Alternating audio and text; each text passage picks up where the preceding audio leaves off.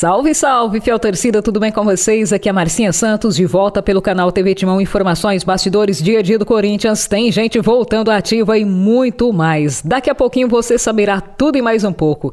Antes, deixe o seu like, inscreva-se, é gratuito, ative o sininho, compartilhe o vídeo com os amigos para que mais corintianos se juntem e possam conferir as informações do dia a dia do nosso querido Coringão. Sem mais delongas, vem conosco, vem saber.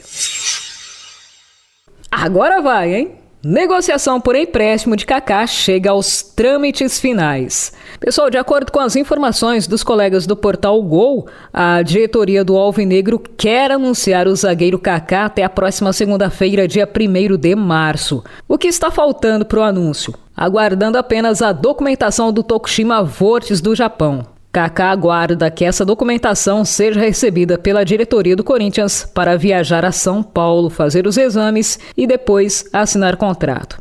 Assim que os documentos estiverem em mãos do corpo diretivo do Corinthians e caso tudo seja aprovado, o jogador assinará o contrato de empréstimo que será válido até dezembro de 2024. Importante destacar que algumas observações são mantidas em sigilo. Não se sabe ainda, pelo menos não foi divulgado à imprensa, se o acordo será com uma cláusula de obrigação de compra de direitos econômicos ou não.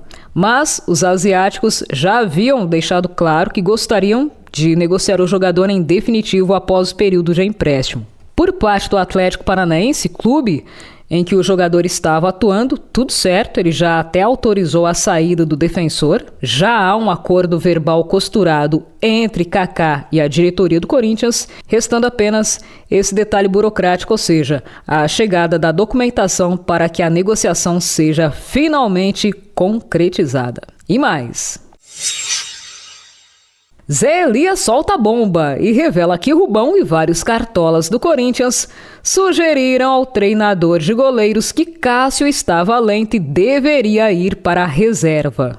Pessoal, depois de um começo de temporada turbulento, desempenho pífio, muitas coisas que aconteciam nos bastidores do clube estão vindo à tona. Entre elas, essa bomba divulgada pelo Zé Elias no programa F90, exibido pela ESPN nesta terça-feira. Vários comentaristas fizeram um bate-papo aí para discutir vertentes do futebol.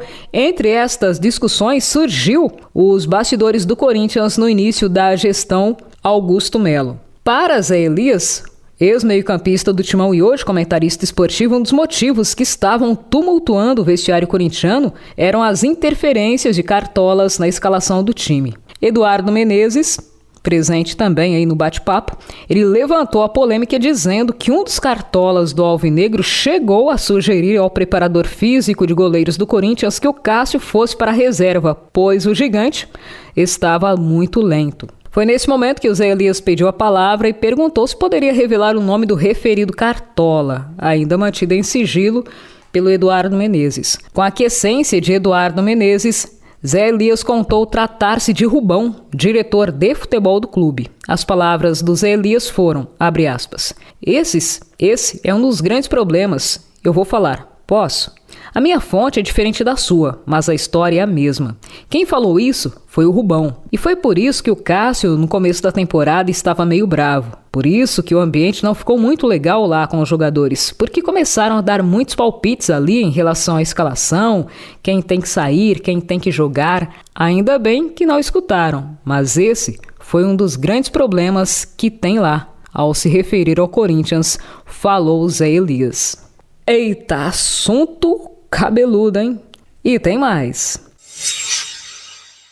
Quem paga mais? Globo promete adiantar valor milionário, mas espera Corinthians e Santos para fechar acordo.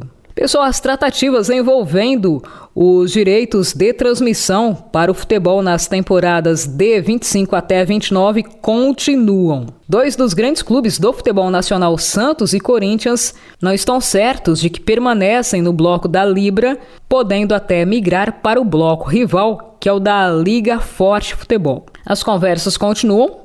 Na mesa estão a proposta da Globo de adiantar 650 milhões de reais para o bloco econômico no ato da assinatura. Para que esse negócio saia, no entanto, Corinthians e Santos precisam definir pela permanência ou não no grupo. Esse total corresponde a 10% de 5 anos para a transmissão de direitos de imagem.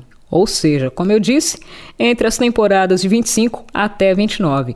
No momento, o valor encaminhado é de 1,3 bilhão por ano, ou seja, 6,5 bilhões pelo ciclo. Desse montante, 3% seria direcionado para times da Série B, transformando em reais cerca de 19 milhões e 500 mil reais, e os outros 97% dessa fatia seriam divididos de maneira igualitária entre Flamengo, Palmeiras, Corinthians, São Paulo, Red Bull Bragantino, Grêmio, Atlético Mineiro, Bahia, Vitória e Santos, contando que todos estejam na Série A em 2025, ou seja, cerca de 63 milhões para cada um, que seriam descontados dos 40% da parte igualitária na divisão anual feita entre os participantes do bloco. Além disso, os times ainda receberiam outros 60% correspondentes à audiência e classificação no Brasileiro, que seriam variáveis ano a ano, de acordo com o desempenho de cada clube. Esse valor foi o que foi acordado antes aí de Corinthians e Santos sinalizarem que iriam ouvir a proposta do rival, da Liga Forte Futebol. O grupo rival apresentou uma proposta com um mínimo garantido, mais de 200 milhões, e também um empréstimo que seria feito pela XP, como já havia adiantado Rodrigo Matos, que é o colunista do UOL, que publicizou essa informação. Se realmente Corinthians e Santos saírem desse bloco aí, uma nova reunião, novas tratativas serão iniciadas e os valores vão mudar consideravelmente. Tem gente aí, temendo que o Corinthians saia porque a arrecadação cai com a visibilidade, com a massa que torce para o Corinthians, consequentemente afetará financeiramente os outros clubes. E ainda, destaque agora para o dia a dia do Corinthians. O elenco do Corinthians voltou a treinar na manhã desta terça-feira no CT Dr. Joaquim Grava e com boas notícias, viu? A próxima partida do Corinthians é contra o Santo André, no próximo sábado às 16 horas, horário de Brasília. Para os jogadores que não atuaram de forma integral, Antônio Oliveira comandou um treino de posse de bola em campo reduzido e depois uma atividade de enfrentamento em campo curto. 2 jogadores que estavam passando por um período de transição do DM para o campo estiveram trabalhando de forma integral. Boa notícia, Pedro Raul e Igor Coronado já trabalhando sem limitações. O Pedro Raul estava se recuperando de uma lesão no músculo da coxa, enquanto que o Igor Coronado, recém-chegado ao CT Dr. Joaquim Grava, estava readquirindo condicionamento físico. Nos bastidores, a informação que temos para compartilhar com vocês é a seguinte: Pedro Raul deve estar apto para o próximo confronto do Timão, como eu falei para vocês, contra o Santo André. O jogador já está há cerca de 15 dias, desde então vem passando aí por uma sequência, por um cronograma de trabalho de recondicionamento físico e deve estar apto para o próximo jogo. Galera, nesse nosso encontro ficaremos por aqui, no próximo levaremos mais informações para vocês. Obrigada por tudo, não se esqueça, deixe aqui o seu like, compartilhe o vídeo com os amigos com mais corintianos como nós, deixe também o seu comentário, ative o sininho. E agora tem o alô da Fiel para o Davi de Guarulhos, também o Miranda de São José, o Clélio de Araújo, também o Roberto de Jesus Neves, o Edson Pinheiro e o Paulo da PG. Valeu, pessoal, até o próximo encontro, porque aqui é Corinthians.